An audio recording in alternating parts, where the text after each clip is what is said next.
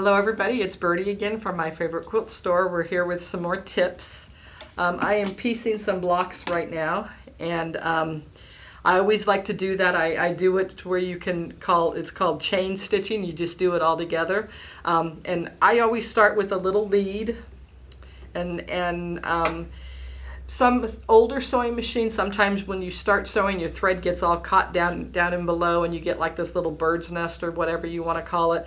This prevents that, so I actually use, when I have extra, once I finish binding a quilt, you know, what do you do with that extra binding? I just cut off like 2.5 inches or whatever, and I just start sewing like this, and then I'm ready to sew my pieces, and you can follow me. We'll do this one.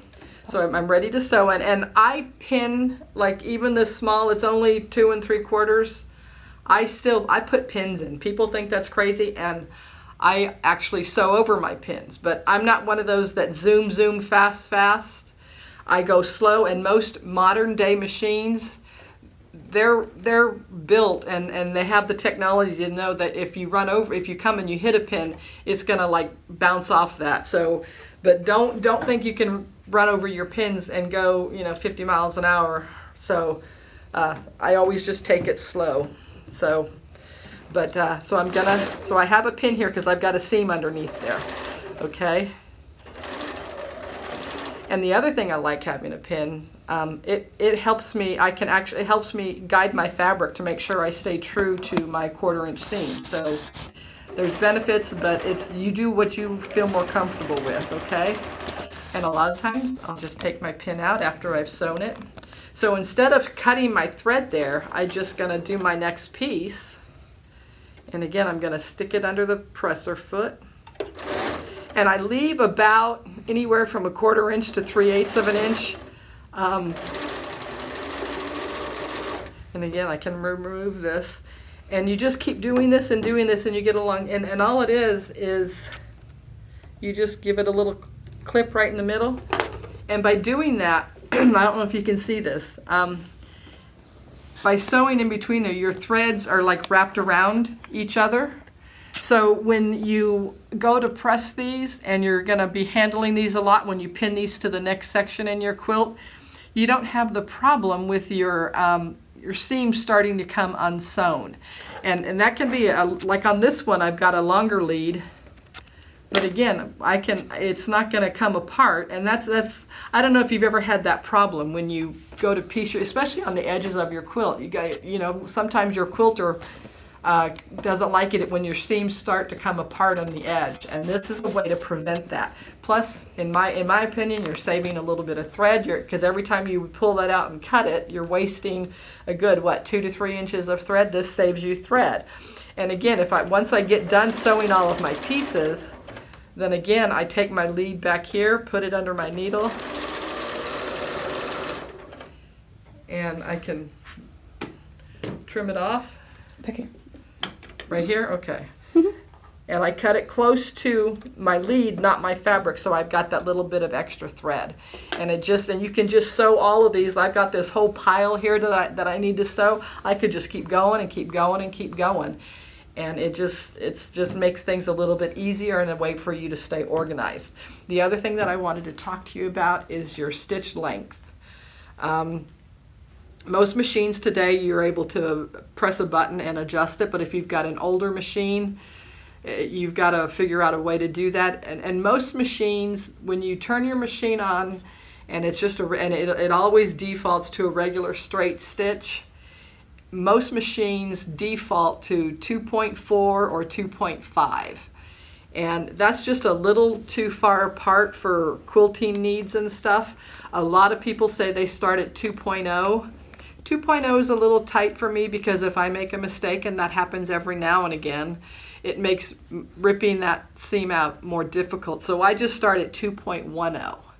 And that, again, is going to help with making sure that your seams don't start to unravel. And so I never want to see anybody just come in when you cut your threads right next to the edge of your fabric.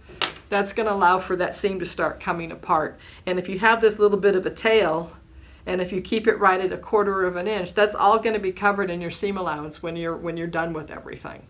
So those are just some simple tips that you can use as you do your quilting to help things go a little more smoothly and sometimes a lot quicker, and you're going to save a little bit of thread in the process. And I'm going to give you another tip on pressing. I got my pieces here, and again, I'm going to set it by pressing it, setting the seam. And when I do this, and what I used to always do is just press to one side, but I don't like to do that because it can make things a little bulky. So what I'm going to do, I always try, if I can, you learn to press to the dark side. So on this, we're going to make this, it's sewing four little blocks together, and in that middle, if you press it all to one side, it can be a little bulky there. So a way to prevent that, and this will slow your process down of pressing, and you don't have to do this. This is just a tip. So it's a twist thing. So I'll take this one and press this to the dark, and then I'll flip this around. And again, I'm gonna press this side to the dark and get a good press in there, okay? And then I come and I take this and it like pops open. I don't know if you could see that. So now you get this little twist, and instead of having all this fabric on one side that's gonna make that pretty bulky in there, it's spread out. And you do it, and you don't have a big bulk, like pile in the middle. And what's foreign for a lot of quilters is that, if you were taught, if you ever took, like I went, even though I was a seamstress since I was a little girl, when I started to quilt, I did decide to take a beginning quilters class because I wanted to get tips and whatever. And I was always told that when you press from the top side. You don't press like this. And the technique that I just showed you goes against all that. It's totally opposite. But I want to make sure you understand this. And those stitches will just kind of pop out when you do it. And it's still very secure in the middle. It's not going to fall apart. But it just makes it less bulky. You don't have this big bump here. And for most quilters, that doesn't bother them. And a lot of times, once you get the kit, your quilt quilted, it's not going to matter. So this is a tip. And sometimes, if you've got fabric that's a little thicker, like this is Kona cotton, which is a lot thicker than this Kaffe fabric here. So it probably isn't an issue, but it just makes it, like I said, it's just not as bulky. And if that's something that interests you, you should try it and see if you like it.